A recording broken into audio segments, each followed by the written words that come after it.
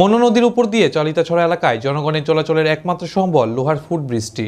সাম্প্রতিক বন্যায় ভেসে যাওয়ায় প্রতিদিন জীবন ঝুঁকি নিয়ে চলাচলে বাধ্য স্কুল পড়ুয়া ছাত্রছাত্রী থেকে শুরু করে এলাকার কয়েক হাজার মানুষ।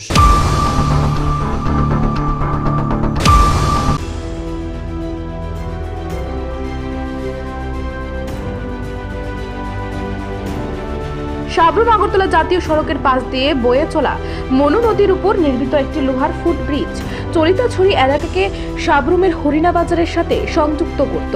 আর এই চলিতাছড়ি এলাকার লোকজনরা পুরোপুরি নির্ভরশীল হরিণা বাজারের উপর।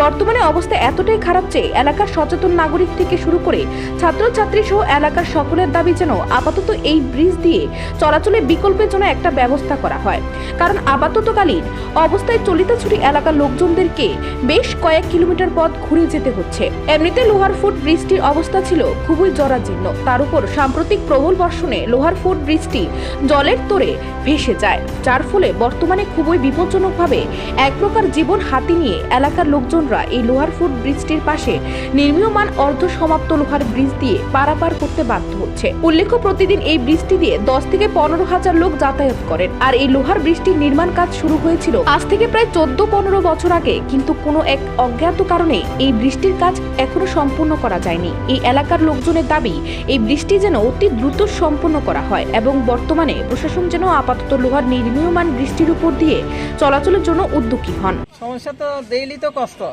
সবাই তো যেমন লাগে কষ্ট, তো আমরা বুড়া মানুষ আরো কষ্ট। কি কারণে হইতেছে কষ্টটা?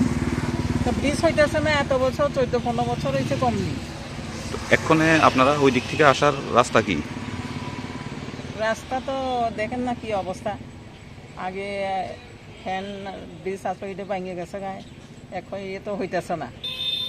নার্সারি হইতে কলেজ পর্যন্ত হাজার হাজার ছাত্ররা কষ্ট হইতেছে না, ডেইলি তো হইতেছে অনবরত। আমরা না আচ্ছা 2-1 দিন, ছাত্ররা তো ডেইলি রেগুলার যাইতেছে, তারা তো আরো কষ্ট হইতেছে। অনেক সময় কইরা তো যাইতে পারে রিক্সার ব্যাপার।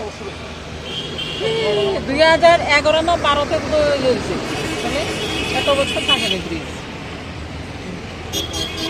এই ব্রিজটা কোন জায়গাতে আছে? জানি চাইতেছড়ি মনু নদী হয়, মনু নদী করে মনু নদীর। তো এই ব্রিজটা হরিণা এদিকে চাইতেছড়ি লোকজনের কি যাতায়াতের এটাই একমাত্র রাস্তা। হ্যাঁ, এটাই তো, আর তো নাই। এলে তো অসুবিধা, ছাত্ররা বেশিরভাগ ছাত্ররা হইতেছে। এটা তো তারা ওই আবার ওই দিকে যাইব, পশ্চিম দিকে ঘুরা মনু দিয়া ওই থানা রেল ব্রিজ দিয়া কেমনে কেমনে যাইবো, নাকি কষ্ট কইরা। তার মানে সব ছাড়া তো যাইতো না, রিজার্ভ করে যাইবো। সব থেকে বেশি অসুবিধা ছাত্রছাত্রীদের হতেছে। সবাই ছাত্ররা বেশি, ছাত্র তো রেগুলার স্কুল যাইতেছে না। তো এখন আপনাদের দাবি কি থাকবো? দাবি ব্রিজটা যাতে তাড়াতাড়ি হয়।